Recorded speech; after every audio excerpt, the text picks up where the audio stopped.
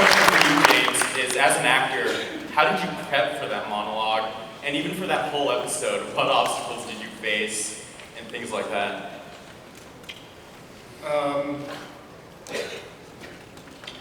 Well, in terms of that monologue specifically, it came out of conversations. That script was written by Joe Carnahan. And it came out of conversations with him about that was not what the speech was.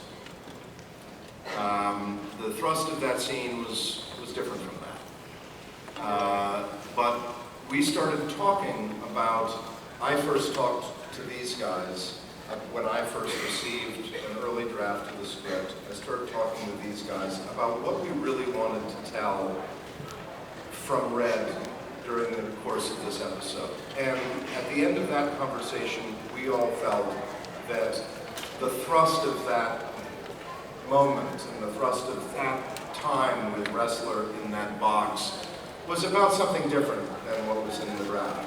And we had talked about what that time should be. And then they discussed this with Joe, and they urged me to discuss it with Joe, and Joe and I got on the phone, and we discussed at great length about what really that was about, and really what story needed to be told. And what for that man, in that circumstance, what would be the thing that would be important for him to impart to somebody who in fact is dying? And so once those conversations took place and we realized that there was now a new structure for what the thrust of that scene was,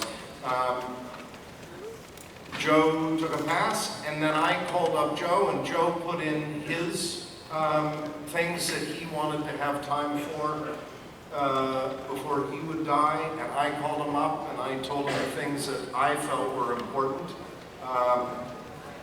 You'll all be relieved to know that while I was overseas shooting The Avengers this spring, I had a chance to go and have one more meal at L'Embassy in the Place des Vosges.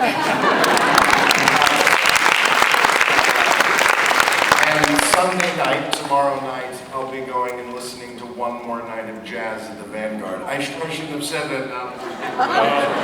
But anyway, that's where I'll be. Well, I hope you're sleeping like you did when you were away as well. I still am not sleeping. We have time for one